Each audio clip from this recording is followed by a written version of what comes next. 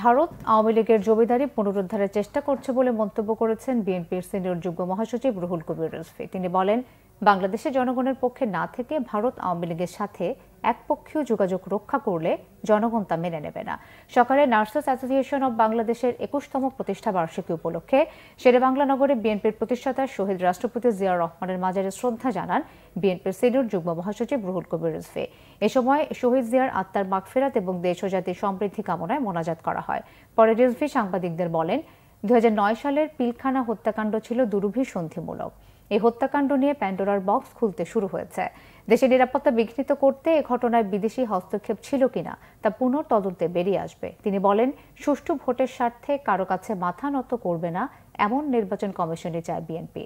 বাংলাদেশ নিয়ে ভারতের প্রতিরক্ষা মন্ত্রীর বক্তব্য উদ্বেগজনক উল্লেখ করে তিনি বলেন, দুদেশের অনেক অমীমাংসার বিষয় থাকলেও ভারতের উচিত বাংলাদেশের সার্বভৌমত্বকে শ্রদ্ধা করা। যে বঙ্গবন্ধুর কন্যা পালায় না, কত ইনিয়ে বিনিয়ে তিনি বলেছেন ওবায়দুল কাদের সাহেব। কোথায় আজকে শেখ মুজিবের কন্যা?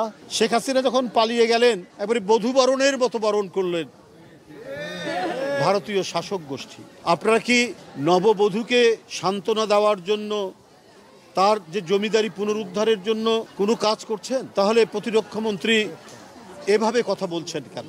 শেখ হাসিনা আজকে বাংলাদেশে নেই। এই কষ্ট, এই দুঃখ ভারতের নীতি নির্ধারকরা কি ভুলতে পারছেন না?